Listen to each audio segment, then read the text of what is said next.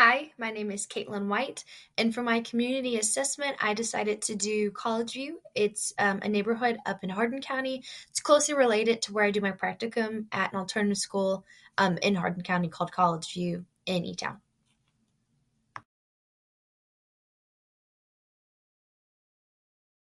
So, a little bit about this community is the College View community has a strong history of local institutions working together to support education and well being.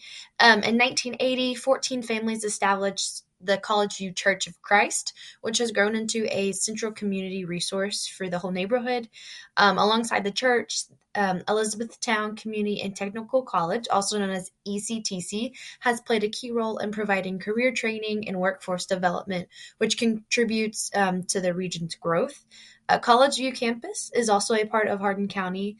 It's also specifically part of the Hardin County School District, and this just supports students with behavioral challenges by offering a structured, nurturing environment. And these institutions just work together to provide essential resources like hygiene products, job training, and even mental health support to further support families and students.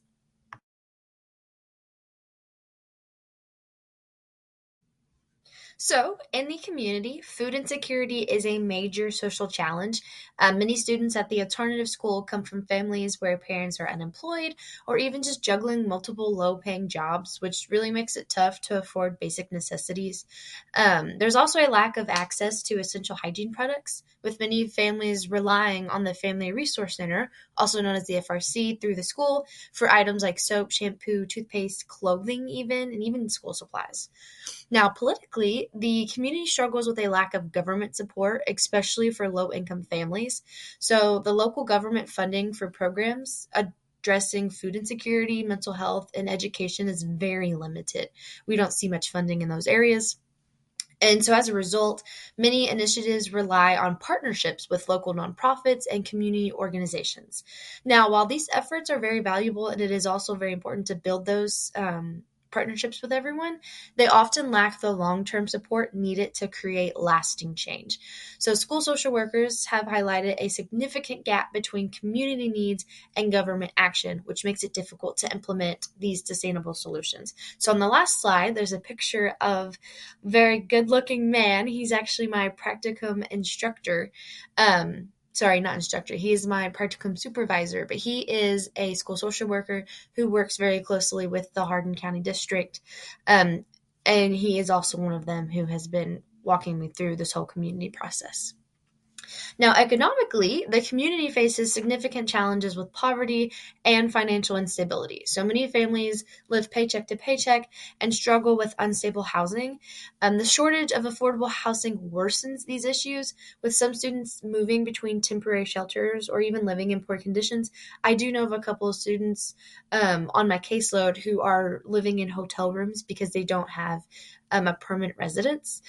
So, this instability not only creates emotional and psychological stress, but it also contributes to higher dropout rates. The alternative school is also impacted by these economic challenges with limited funding, which makes it even harder to provide consistent mental health support, educational resources, and even extracurricular activities to these students. So, while social workers and educators are doing their best, the increasing demand for resources is very difficult to meet without the additional funding, without additional support, and only relying on the partnerships that we have through local nonprofits.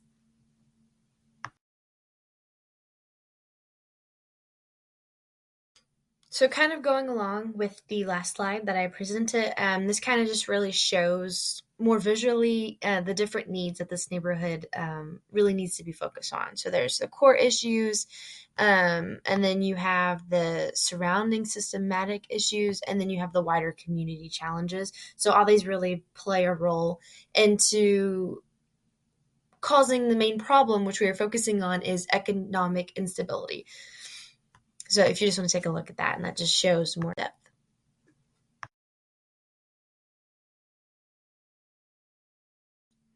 Now, this slide kind of focuses on the strengths that this community is really playing on. So I know I've been talking a lot about the different challenges, but this just visually shows what is working in the community and what the community is doing great at, right? So you have the core assets that they're like really great on doing, and then you have the surrounding strength, so those that are the factors that are playing into helping the community keep thriving on what they are, right? And then you have the wider community resources that play a role into this, whether it be like nonprofits or even policy, or like just different organizations, or just the networks all in general that are playing a role into helping this community thrive.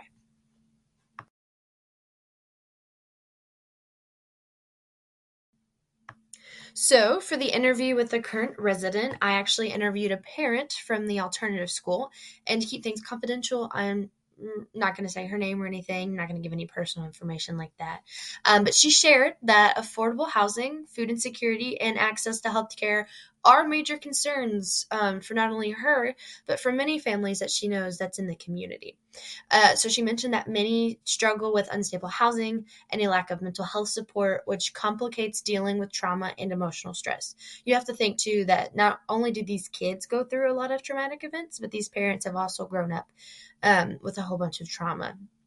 Right. And then she also emphasized that these challenges make it hard for children to focus on their education and even succeed in school. So the parent noted that without stable housing and mental health services, families continue to face cycles of poverty and poor health, which affect future generations. So not only was she worrying about, the now and her kids, but she was also looking into the future. Like, if we keep going at this rate, it's just going to be a vicious cycle. She also stressed that addressing these issues is crucial for breaking the cycle and helping families rebuild, and not only rebuild, but really continue that process going, so we don't revert back to where this community is basically coming from.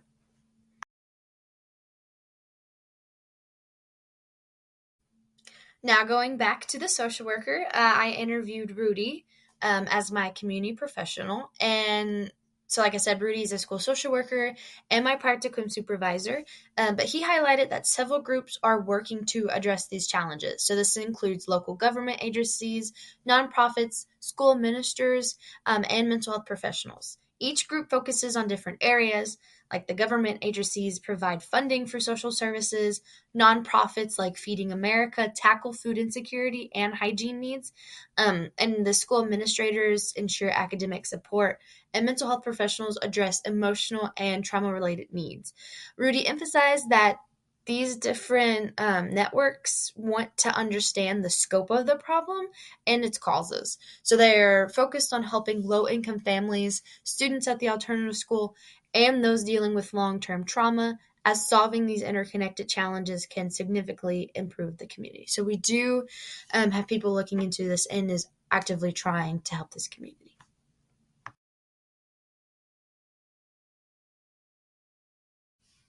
So, what is the identified challenge and why is it important to the community?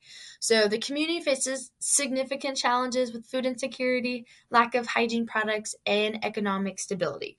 But the main focus is the economic instability, right? So, that's the identified challenge. But how are we going to fix that? We're going to fix that by targeting challenges with food insecurity, access to hygiene, workshops, and mental health support, just any support like that. So these issues impact students' academic, emotional, and social success, as many come from families struggling with low wage jobs, unemployment, and unstable housing.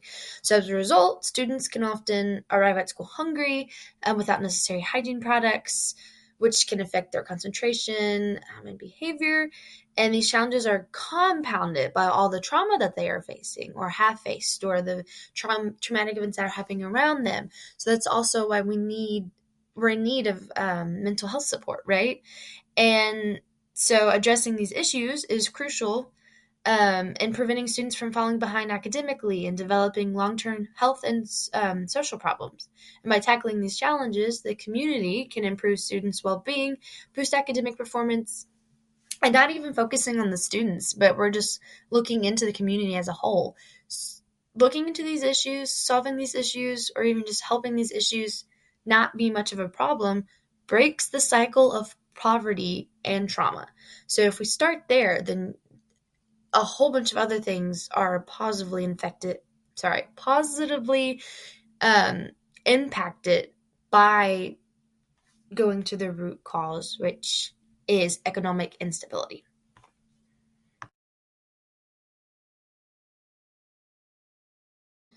So, several programs have been introduced in the community to address economic instability, but the results have been very mixed. Food assistance programs, as great as they are, they only provide immediate relief and are often reactive, and they don't really do much to address the deeper root or the main cause. Um, and they also rely on donations, which can be very inconsistent. So that means families facing ongoing financial struggles continue to experience those long term. And the FRC at College View plays a vital role in providing essential items, but again, it faces challenges because we only rely on donations and we don't have very much of a dedicated funding for that.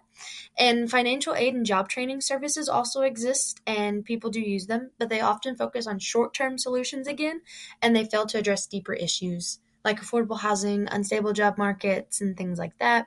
So while these programs provide temporary relief, they often don't create lasting change. And what we see is that it leaves families stuck again in the cycle of poverty, which just keeps on happening.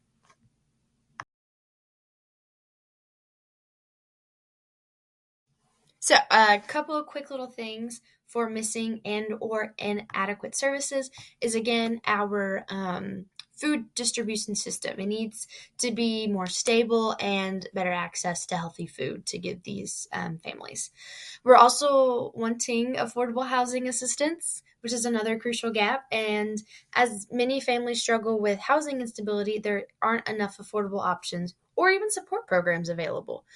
And then mental health services is another big one. They are limited, which leaves family dealing with trauma and stress without having access to counseling or therapy. And I also noticed that transportation was another major barrier, as families didn't have access to reliable transportation, or they only had one car, and they had three different places to go to, and so just really having that lack of transportation. So really addressing these gaps would provide a more comprehensive support for these families, which again also helps strengthen the community's ability overall to overcome all of these challenges.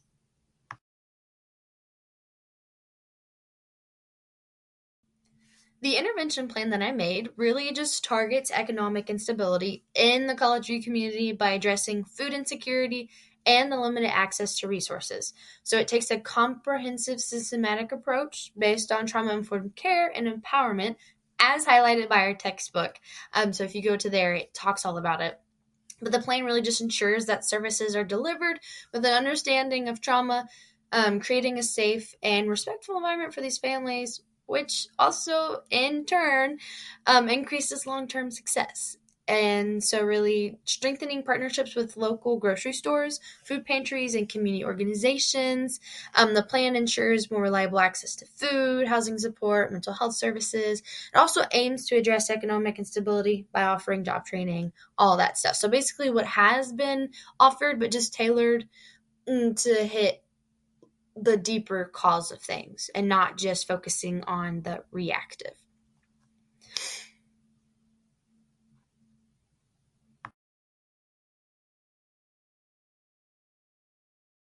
To make sure our intervention plan works and continues working, we're going to evaluate it through the FRC. So this really just helps us keep things manageable by doing it this way. So the evaluation will use a mix of both quantitative, which is just numerical data, and personal experiences, because that's also very important to include because, again, you're making this for the community. So who else knows better and how it's working than the community itself, right? So this is just going to help us measure how well the program is working. And even in addition to tracking data, direct feedback will be gathered from students and families.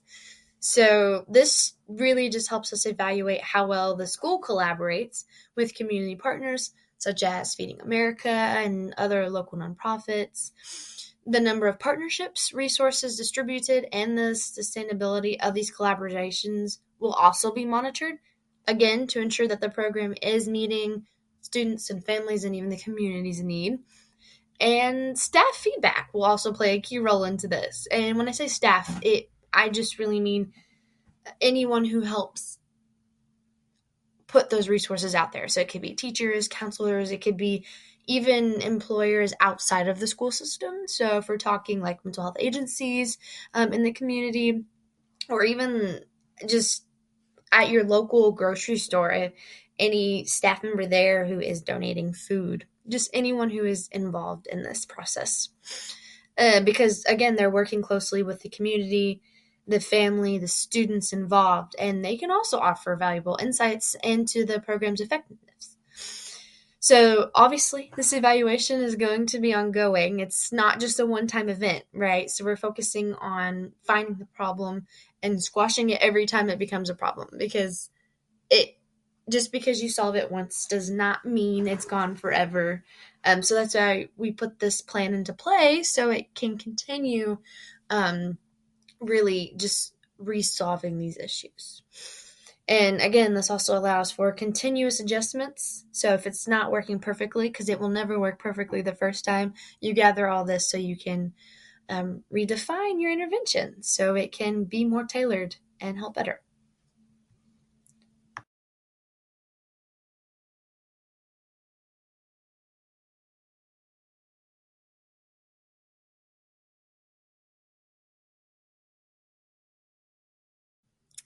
And yeah, that is it. Thank you for listening to my community assessment.